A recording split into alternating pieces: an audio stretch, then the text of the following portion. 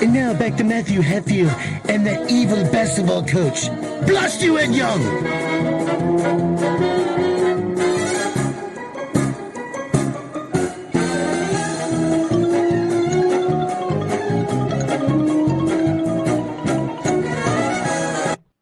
All right, we're back here, 757 Saturday Sports Talk at the Plex, and we're so pleased to be joined by one of the best in the business. You can follow him on Twitter or X at Curt Dudley. That's CurtDudley.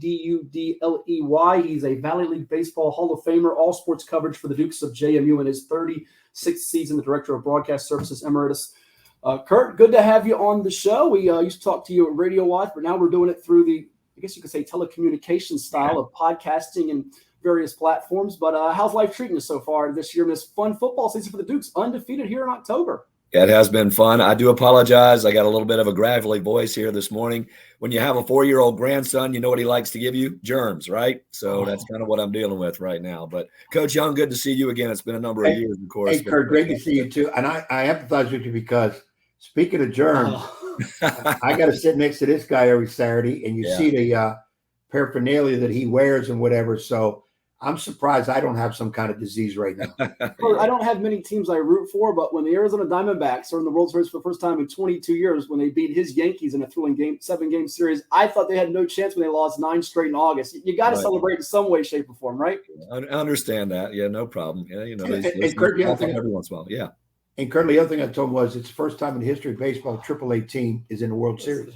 That's amazing, isn't it? Quite amazing. Curt agrees. Hey, don't knock our Norfolk Tides this year got the international. Good job. Yeah, good job by the Tides. Yeah, I grew up with the Tides, so I know much about them. Yep. Absolutely. Well, let's dig into JMU here. Undefeated, 25th in the country. They continue to just churn it out year after year. And this is the second year of FBS. I'm sure Ed will get to that topic of bowl eligibility and not eligible for the conference title in a second, because that's been the hot button topic with you, but with everybody, I should say, in regards to JMU.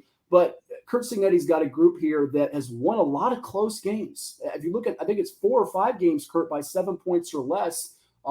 At this point, what you've seen from them, what's the most unique thing and interesting thing, what you've seen to this point, geared up for this big showdown with Old Dominion today?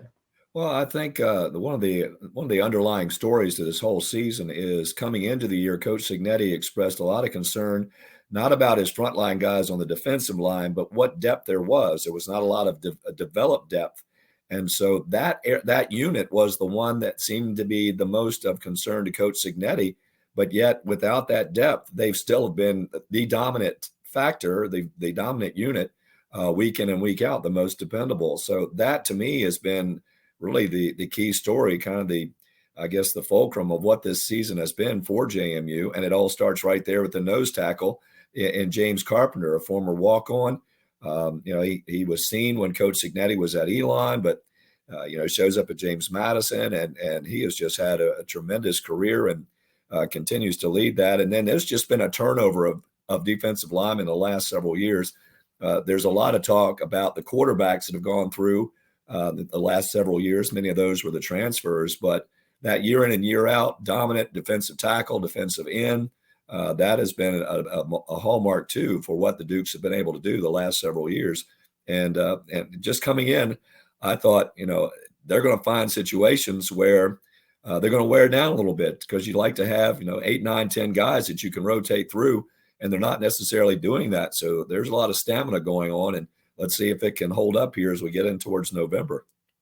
And as we look at the results that are scrolling across our ticker, Curt, that 36-35 game, I remember coming in and watching that game on TV. It got stopped with the weather delay. Yep. Had a lead down. They get it back.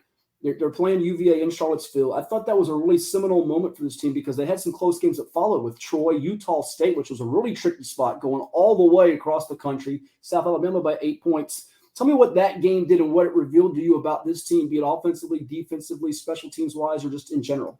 Well, there's a couple of things I think that Virginia game. First of all, if you go back even to last season when JMU played its first Sun Belt game, they were down 28-3 at App State, and it looked like, oh boy, here is the indoctrination into FBS and into the Sun Belt, and the Dukes came back and won that game, and that set the tone and the tempo for the rest of the season until a couple of key injuries there when the Dukes went on their 3-game losing streak, which included a loss down at Georgia Southern, and then being beaten at home by Marshall, and then going to Louisville, a very good Louisville team, and falling on the road there. But then they got their act back together. Todd Centeio came back. So, one, I see the Virginia game this year as somewhat similar to the timing of the year. The result, obviously, a win, a comeback victory in the last minute. So there's that kind of commonality between the 22 season and the 23 season. The thing that really stands out to me from that Virginia game, though, is the emergence of McLeod. Again, going into the season, it was thought that there was going to be a redshirt freshman. Barnett was going to be the starter at quarterback, but he got in that game against Bucknell and just did not move the football. The bright lights turned on, and he kind of froze a little bit there. So he wasn't quite as ready as they thought he would be. And here's McLeod kind of standing on the sidelines, and I must admit, not maybe one of your best practice players, but he comes in, he moves the offense in the second half against Bucknell, and the Dukes end up winning that game, which they should have won, very handily. And the next week, he leads them down the field on that game-winning drive. And so then it becomes his team almost instantaneously. So those are the two things. One, the parallel to last year, and the McLeod emergence against the Virginia Cavaliers. And we saw just last week at UVA pulled off the shocker, beating North Carolina down in Chapel Hill when it looked like the Tar Heels would come back and win it behind their once Heisman candidate quarterback in Drake May. Right. And Curt, the thing I'm looking at is in tonight's game, and Matt had asked me what I thought the spread was when I didn't see it. I thought it was around 7.5. When he told me 20, I was surprised. I thought it'd be a little bit closer. One thing about Old Dominion, they can move the ball on the ground, they can run it. How do you assess it in terms of looking at this game tonight, what Old Dominion is going to bring? Well, I think the biggest concern is the way that they spread you out a little bit more. So, I mean, they go sideline to sideline probably as much as any opponent the Dukes have faced thus far this year, particularly the way that they set their receivers way out on the hashes. So I think for Coach Signetti, from what he has said this week in some press conferences and leading up to this game, is just how the defense is going to respond to basically this type of scheme that the Monarchs will bring in here tonight. Because if you look at it, Old Dominion does have a lot of big explosive plays. And so you might have them bottled up for a good portion of the game, but if they get, 4, 5, 6 big explosive plays, and a lot of those end up in the end zone, then you find yourself potentially in the shootout if your offense is keeping up with them. So to me, that's the biggest concern is just how JMU, and particularly in the secondary, I think the defensive line will put some pressure back there. But one thing, when you do spread it out, it does open up some seams. So your run fits have to be almost perfect as far as your linebackers are concerned. The linebacking core is healthy again, so that's a positive for JMU coming in tonight. And the experience that the younger guys had to go and throw out there through September and through the first half of October has reaped some dividends here. Now you got returning guys coming in, and so they're rotating in there quite a bit. Really that spread and how the secondary, if it's going to match up well. And a lot of folks don't give the secondary quite the credit I don't think that they deserve. And it's mainly because the defensive line has been so good at stopping the run that teams have only been able to throw the ball against James Madison.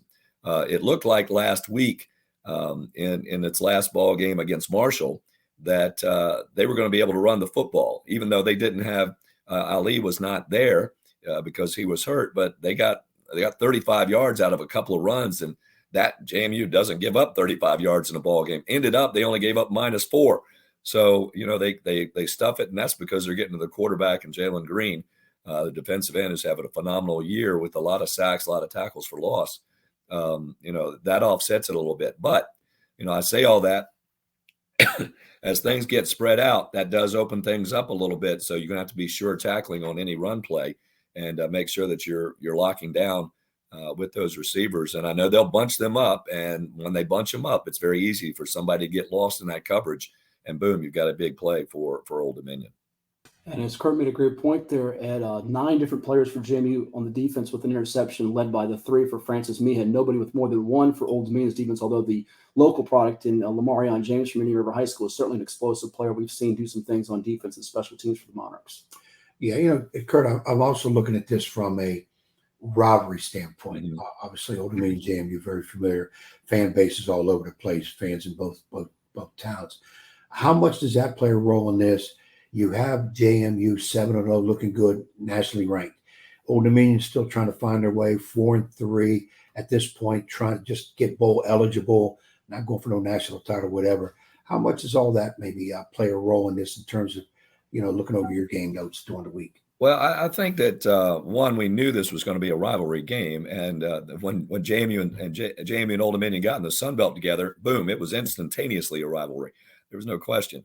And to me, with what happened last week for the Monarchs, the way that they won that game, beating App State, one of the better programs over the last 20 years in FCS and even at the FBS level, that was, to me, that's a signature win. And it's one that just puts so much more on the outcome of tonight's ball game, particularly for the Monarchs. Do the Dukes have anything to play for? We can discuss that here in a moment. But as far as for Old Dominion, this becomes, to me, it's kind of a quasi championship, or at least you got a chance to set yourself up to win the East and particularly get into the championship game in the Sun Belt. There's some big games yet to be played. JMU still got Coastal Carolina down the stretch here coming up at the end of the season.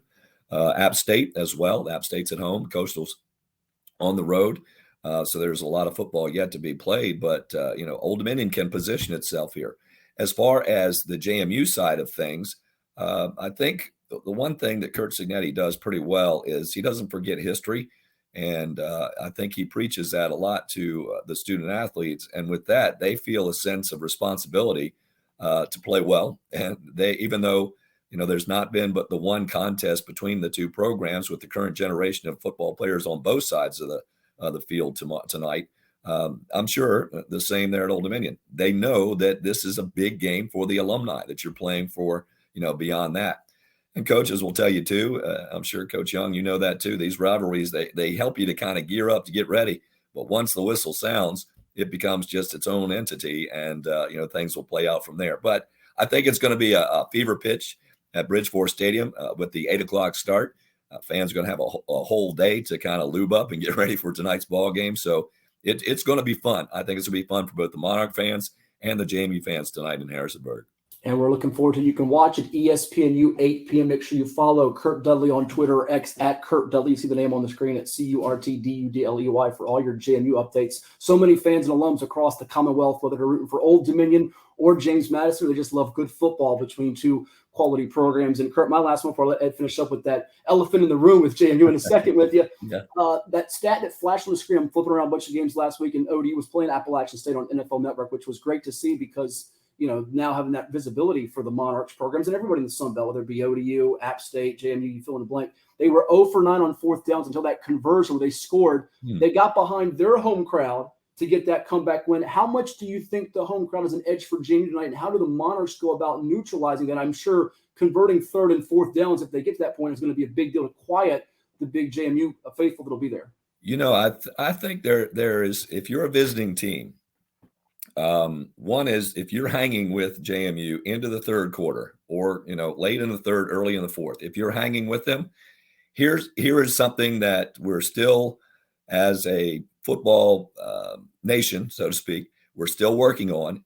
And I think it's not unique to James Madison. It's probably this way at many places, unless you're one of the big time Power Fives, is fans staying there for the complete game. And you'll hear it on podcasts. You'll hear it in, social media encounters, hey, stay for all four quarters. Now, the interesting thing is, and this has been part of the history of JMU, in the last several years, the FCS, the fourth quarter didn't mean a whole lot. JMU was up 48-10 or something like that. So fans had the tradition, if you want to call it that, of trickling out in the fourth quarter, particularly the student section.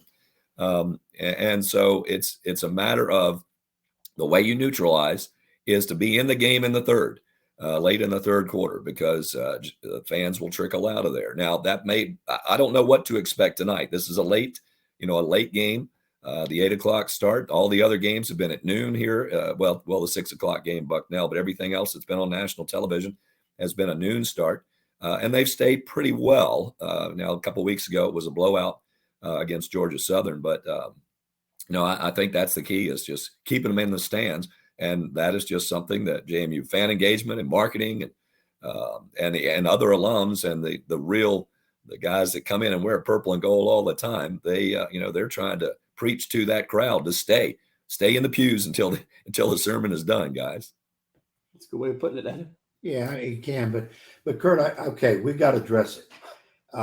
It's been so crazy about bowl eligibility that the Virginia Senate has been involved. Yeah. And to kind of alert our fans, I'm going to have you speaking to it, but a lot of times in reclassifying from division, the NCAA is a procedure you have to follow. I always thought it was stupid because they bring a team up from, let's say, Division II to Division I. And I'm looking at basketball. So you're in a conference now, and you might, after a year or two, be eligible for conference championship, but you can't go to the NCAA tournament. Mm-hmm. And then those conferences have to decide, well, do we really want them to play? Because if they win the conference, they can't go to the NCAA tournament. So we have to send our runner up. And then people say, well, why did you play them to begin with anyways? That looks kind of dumb. Now, football's a little different, but it's still these classification. It come up. You have to meet certain criteria. Here's a team undefeated. Their history tradition has been tremendous for the NCAA throughout, which I think is another great compliment of JMU program is through different coaches. They're still high level. You don't see that much at all. Mm-hmm. Explain to the people, and even including me, what's going on, where we at the latest with it now, and will, in fact, they be playing in any kind of a bowl game potentially? Okay. Well, first of all, I think, I've heard a lot of comments about the rules being archaic and old fashioned and what have you, but I do think for most programs, those rules still do apply for most programs. I think James Madison University is an outlier in the way that it positioned itself for making the move to the FBS. It was a very methodical, steady process. And then Mr. Bourne, Jeff Bourne, the athletics director, he was kind of sitting there the whole time, he had his hand on the button, just waiting for the right time to occur. And when Texas and Oklahoma decided they were going to shift, all of a sudden, we know that landslide of movement, and boom, JMU was all of a sudden in the Sun Belt Conference. Was the expectation to be good? Yeah, quite frankly, I didn't know they would be this good. I'm sure Coach Signetti and the players thought they would be, and a lot of the alumni base and fan base would think they would be this good. So it was a very methodical process. And Coach Signetti speaks about common sense prevailing. It seems in common sense that they should the waiver should have been accepted. To me, the waiver should have been accepted because it was proven last year this program was ready to go financially, competitively, all those aspects. The Sun Belt's kind of backed up into the corner for that same reason you said, Ed, is that, well, if the NCAA is not going to let you play into the tournament, then why would you put your league at risk? And let's face it, we're talking about a lot of money. So when you get when you're going to send your conference champion to a bowl game, you better be somebody that can actually be eligible. So it's really convoluted in the whole sense of the word. I know that legislatures have got involved with it, and they should know as well, those rules, those laws don't change overnight. It takes a long time to get those things ironed out. I do think that JMU has an excellent opportunity to play in a bowl game. I think if the numbers bear out, it's all a math game. If there are enough teams that don't meet the requirement, the 6 victories, 7-5, 6-6 teams, then JMU would certainly get an invitation, I would think. So they're not shut out of it. They just the path is not as direct. The unfortunate thing, the biggest thing, unfortunately, to me is this has been a great season.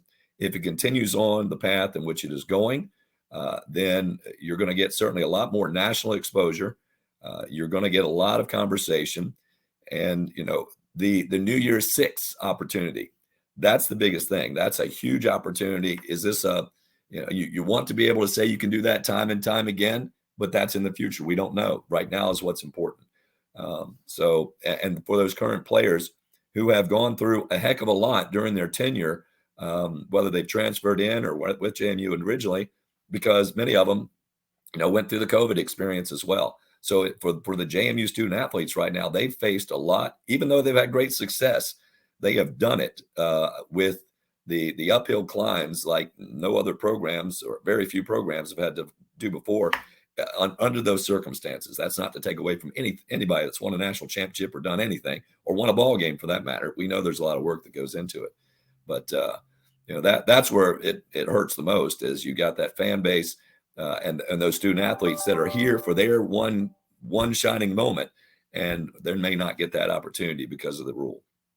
And if they beat Old Dominion tonight to move to 8-0, then the undefeated watch is on, whether they go to a bowl or not, eligible or not, because then they have Georgia State to follow on the road, host UConn, host Appalachian State at Coastal Carolina. So certainly they become more of a national story. Mm-hmm. And this whole story, whether they go or not, will become even more discussion, will it not? Yeah, it will. And that's what I was saying is it's interesting. There's a paradox here is that you could make a lot of noise because you go to a bowl game. If JMU doesn't go to a bowl game this year, it's making a lot of noise. There is the brand of James Madison University football is being discussed because of this circumstance. So, there is a silver lining to this. But again, when you narrow it down, you take that rifle approach to it and you aim at that one situation. The current student athlete's not having that experience because the rule is the biggest squash about all this as far as I'm concerned. Yeah, hopefully it is a win-win either way you look at it. Well, it should be a fun ball game tonight in Harrisonburg. Old Dominion at 4-3 visiting the Dukes of the JMU and the Royal Rivalry. The Dukes unbeaten on the season. Curt Dudley, he's the man to follow on social media, whether it's X, Twitter, Facebook, and give you all the updates when it comes to JMU sports. Always a pleasure, my friend. I'm sure we'll bump into each other soon, and I look forward to talking again. Yep, very, very good. Thank you very much there, Matt. Do appreciate it. Coach Young, good to see you again. You guys enjoy the rest of the day. It's going to be a great day for college football. Curt, you too, and take care of that voice, and hopefully I won't get any germs today from this. Well, I'm not saying a lot today. I got 2 homecomings to go to, but I'm not going to talk a whole lot. Ooh, there you go. Keep the lozenges nearby in the pockets. You got the drink. There you go, in the water. That's the one and only Curt Dudley, our guest here on 757 Saturday Sports Talk as we talk to you from the Plex. We're going to take a time out and come back with our NFL pick segment. We'll go through the final scores around the high school area as well. We're going to take a time out, though, and hear from a couple more of our sponsors here at the Plex. In fact, we've got Zoop. Get some soup. Yeah, if you need to get the voice relaxed like Curt, get some soup. Yeah.